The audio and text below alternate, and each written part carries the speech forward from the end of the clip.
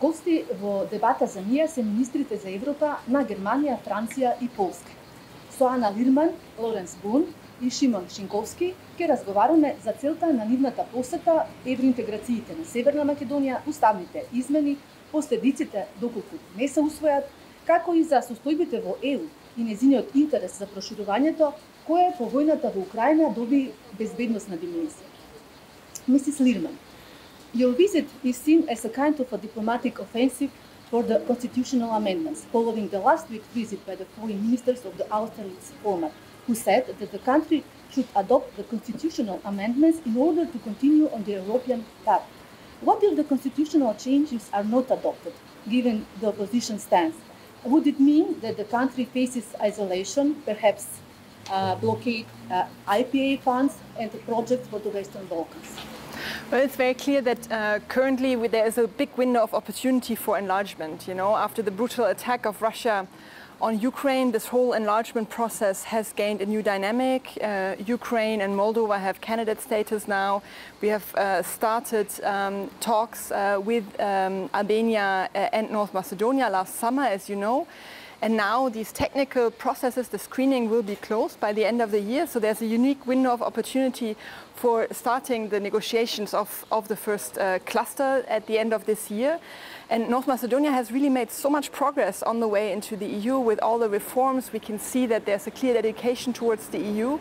So it is important that now the next steps that were agreed on, and one of them is this constitutional amendments, are taken here to seize this opportunity for North Macedonia to become a member of the EU family, and all three of us, we are here in order to support North Macedonia on this way. Mrs. Bun, North Macedonia and Albania started the negotiations on July 19 last year. But in order to hold the second intergovernmental conference and open the clusters, North Macedonia needs to adopt the constitutional amendments. EU Commissioner Oliver Varhelyi recently said that the report on the screening process for Tirana will be presented soon, without mentioning when can it be expected for Skopje. Can the current situation with the constitutional amendments affect the drafting of the report on the screening for the country, and does this mean de facto decoupling North Macedonia and Albania? Well, first, we're very happy that the constitutional changes are now on the table and that the process is starting, because that's so important, as Anna was explaining just before. Second, North Macedonia and Albania have been the two countries really leading the pack in terms of progress with reforms to join the EU. They've been really the two countries that were really advanced with the clusters and the roadmap that they had to fulfill. As my colleague from Germany and my colleague from Poland will tell you, the constitutional changes is obviously part of the demand, the agreement that was made between North Macedonia and the EU to progress with an automatic beginning of the accession process once this is voted, and I think it is very important to highlight that. There is no further demand for opening the accession. At the same time, now the future of this opening of accession is within the hand of the parliament, and North Macedonia is completely sovereign in deciding what it wants to do. But we do hope that this will happen and they will join the EU family, and we do hope that North Macedonia and Albania will keep the lead as they've been doing in the recent years. And if obviously the constitutional changes were not voted before the end of the year, then the risk of decoupling does exist. Mr. Шинковски, how important is it for North Macedonia to take advantage of the current momentum, given that the EP election will be held next year, whose composition will also elect the new European Commission that will come up with its own agenda? Yes, it's important to underline, and this is why we are also here together with my colleagues from Germany and France, that North Macedonia finds itself in a key momentum from the point of view of its EU perspective. First thing, it's the Russian aggression on Ukraine. Of course, it meant suffering for the Ukrainian nation, but on the other hand, it opened a new political view on many things. I will mention just that North Macedonia joined the NATO, but also Finland joined the NATO. So it meant also the new perspective for the NATO enlargement. It meant a new perspective also for the EU enlargement, because Ukraine, Moldova was granted candidature status to the European Union. And that's the first perspective. The second perspective is next year, which will be the year of the elections to the European Parliament, and a lot of institutional changes within the EU, also the establishing of a new European Commission, which means that we have now in the upcoming months a new current window of opportunity. Next year probably EU will concentrate more on itself in the context of the institutional changes. This weeks, this months is already this window of opportunity which North Macedonia should use for making some steps towards EU integration, and we are here, our visit is here to support those steps. Mrs. Lirman, even if the constitutional amendments pass, there is no guarantee that Bulgaria will not decide to impose a new veto in the further course of the negotiations. Chancellor Olaf Scholz himself gave a guarantee recently from Berlin that there will be no new conditions, but still it is only a promise. We are aware of the decision-making mechanisms in the EU, and we have many years of experience in blockades and delays. Is there a mechanism to remove such fears of possible new blockades?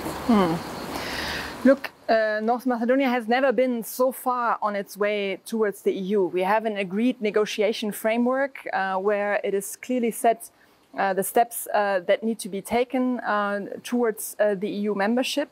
This is clear, this is negotiated, and there the conditions are spelled out, and also the Bulgarian Foreign Ministry has just yesterday made another statement clearly saying that this is binding for them, that this is what they will judge the process by. And as we've outlined before, it is very clear that within the EU there's a new dynamic for enlargement because we see now that it's really in our own security interest to enlarge as fast as possible. So this dynamic happens. This is why you had the visit also of the Austrian and other foreign ministers here. This is why our visit is here. It clearly shows that for our countries, this has a very, very high priority that North Macedonia joins the EU. So this is what we can tell you here, that we stand by your side, that we will do everything we can to make this process happen smoothly, so that really in the end, it will be the reform pace that happens here in North Macedonia in terms of bringing the reform steps when it comes to fighting corruption, when it comes to the fight of rule of law, that this determines the pace into the EU. And just as another example for the strong political support for North Macedonia, you know, the German Bundestag has just recently passed a resolution clearly stating our respect for the Macedonian culture, language, tradition, and clearly expressing also that we want this country to be in the EU as fast as possible. Mrs. Bun, how much has the new methodology, which French President Macron advocated for, really accelerated the process? Your president recently called for the enlargement to take place as soon as possible, but also urged for necessary reforms in the EU. However, there is still no concrete time frame, even though North Macedonia's expectation is to join the EU by the 2030. How feasible is this? So first thing, I think, and this will be repeating what has been said, yes, the question for us is not whether we should enlarge, but we should enlarge. The President has responded to that, and as soon as possible. And the question is how, which you were highlighting. This new methodology has not been tested yet. Albania and North Macedonia could be the first two countries to actually get into this new methodology. What is the objective? The objective is that we are faster with enlargement and more efficient, so that each time there is some progress in the country towards the acquis, the country gets the benefit of the progress. And you know that in the old methodology, you had to wait until everything was solved before getting the benefit. This time, it's a sort of fast track, but which is as rigorous in terms of reform as before. And it's the opportunity for the country to get acquainted with our process and method and receive the benefit faster than before.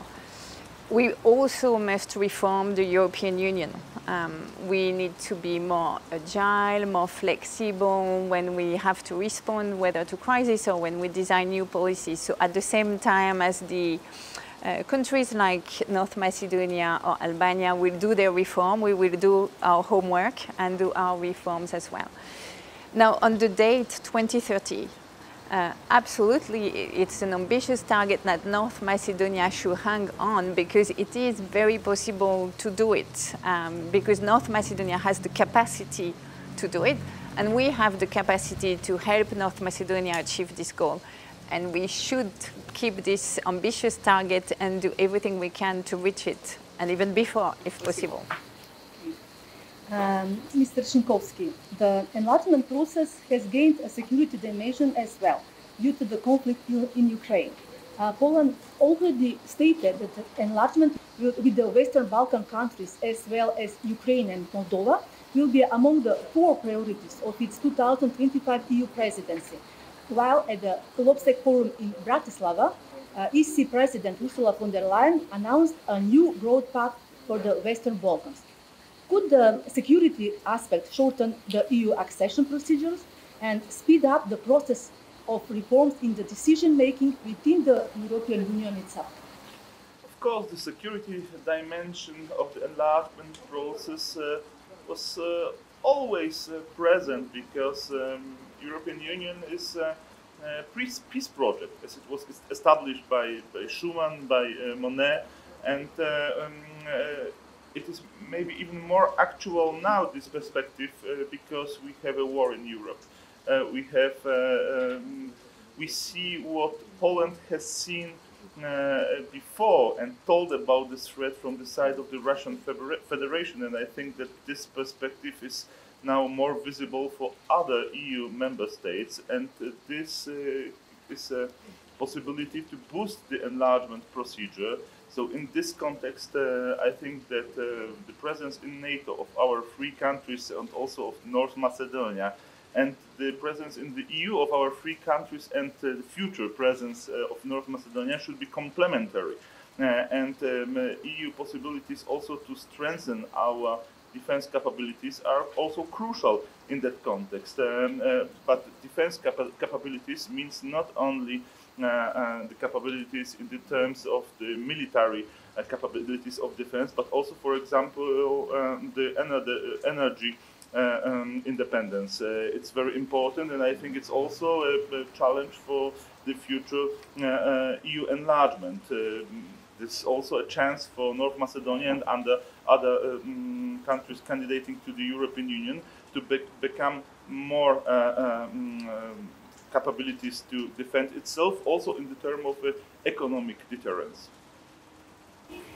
Now the last question is for the 3 of you. The country's drawn out EU accession process is leading to an increase in Euro skepticism among the citizens.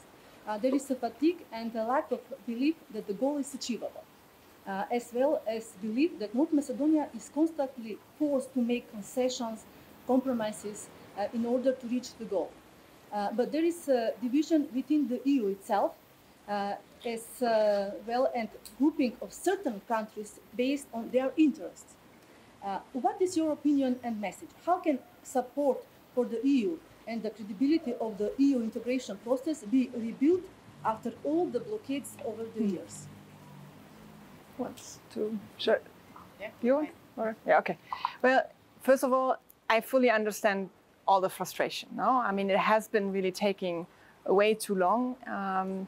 But as I outlined, now really the opportunity is there. We have a fully agreed, signed, and consented negotiation framework. Bulgaria has reaffirmed its commitment to this negotiation framework again. We just had, we constantly meet all our colleagues from all the 27 EU member states. All of them stand behind this goal. So it's very clear that the opportunity is real. And it's also very clear that the future for North Macedonia in the EU is a better future than outside of the EU. I mean, just look at the history of Poland, no? The big economic progress that Poland and other new member states have made since they joined over the last 20 years. No? It's really, really impressive. And this is something that I would really want to see for North Macedonia as well. And it's very clear, I mean, it's my fourth time in this country now. I have a huge respect for the Macedonian language and culture. It's very inspiring to be here. And you can clearly sense also that this is a country in the heart of the EU, in the heart of Europe. And therefore it also belongs into the EU. Thank you. So I think we completely understand the fatigue, and it's partly the result of old methodology, and it's also why we're so motivated today with a new methodology to make it faster, to make sure that there is much less frustration, that we can move ahead. So the fatigue we're trying to address with a new methodology, and again, and as said Anna, completely understandable. The second thing, the world has changed, and everyone in the EU is realizing that, so that everyone wants to change the way we were enlarging. We want it in a way that makes our continent more secure, more stable, and also with more economic growth and job for everyone, and also in their own country, that people don't have to travel elsewhere, but can also have a nice life and a good life in their home country. It's important for all of us. We get all of us better when we are together. And it's also why we want this to go more quickly. And all of us do agree, there have been a series of meetings since the beginning of the year. We have people working together and preparing the enlargement, and I can tell you that there's, as Anna and Shimon said, never been as much momentum and enthusiasm for the enlargement. The third is it's for our security and stability. The world has changed. The world is getting fragmented. The war is on our border, an unjustifiable war and a terrible war. We do not want to see our neighbors, the countries which belong to the European family, drifting away from the European family.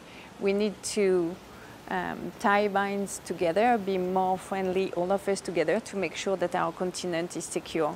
Fragmentation is never good. And that is also why I think everyone should believe that the EU, and for that matter France, have changed. It's also in our own interest to make sure that Albania, North Macedonia, the rest of the Balkans can join the EU family. We have a unique opportunity to make the fate of this continent a peaceful and prosperous one with this enlargement, and we want to seize it, and we want you to be with us on this. I'll maybe add 3 points. The first one is this perspective of our presidency. You mentioned our presidency and the preparations. It's true that one of the 4 priorities of our presidency will be enlargement policy. And this means that you can count on our consequent support on your European path, and not only in the symbolic or political terms, but also in the terms of very concrete projects. We raised the sum which is now given for the development projects in North Macedonia. We started some projects, pilot projects supporting local communities. We have a border guards supporting you to secure your borders.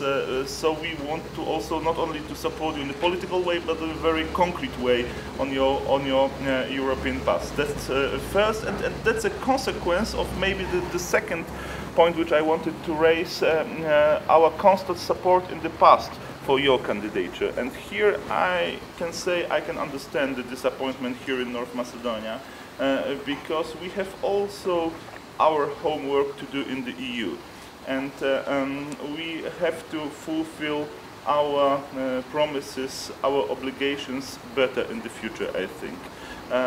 Because it's also a matter of our credibility on the side of the European Union, and I can promise you that Poland will be the country, but I'm sure my colleagues will also be the same, will share this point of view, which will have the ambition to rebuild the credibility of the EU in the process of the enlargement policy. And the third point is the decision which should be taken now here in the North Macedonia. It's the sovereign decision of the North Macedonian politicians, and that is something what I wanted also to underline. It's not our task here to tell North Macedonia what to do. Our task is to share the perspective that we are in a time of a kind of the window of opportunity, and it's worth to use this window of opportunity, because next year will be more complicated, so to say, to make some further steps.